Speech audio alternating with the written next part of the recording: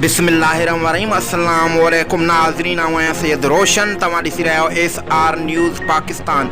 नाज़रीन, ॻोठ खुही मोरा में हिकु महीने खां बिजली जो ट्रांसफार्मर सड़ियल कंहिं सार कोन लधी, ॻोठाणा परेशान। अचो त ॾिसूं सूफ़ी मोहम्मद हसन जी ही रिपोर्ट।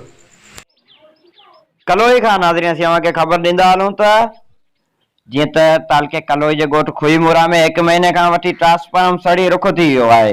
हेस्को वारा अगोर निंड में सुठा, ॻोठाणनि सख़्तु परेशान, को बि तदारक न थियो। उन सिलसिले में ॻोठाणो वापारी वली मामन नोड़ियो, हाजी मामून नोड़ियो, अब्दुल्ला नोड़ियो, मामन सुमार नोड़ियो। ॿिनि ॻोठाणनि जो चवणु हो त असांजे पाड़े में ट्रांसफार्मर हिकु महीने खां वठी सड़ी तबाह थी वियो आहे ऐं हिकु दफ़ो सुबुह जो सवेर ट्रांसफार्मर सड़ी रुख थी वियो हो।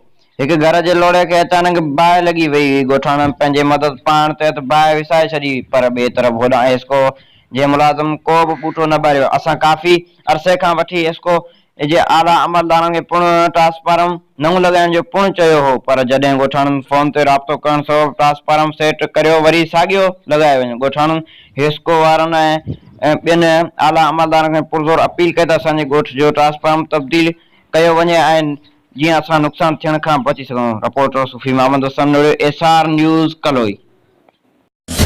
वधीक मालूमात लाइ विज़िट कयो फेसबुक पेज SR न्यूज़।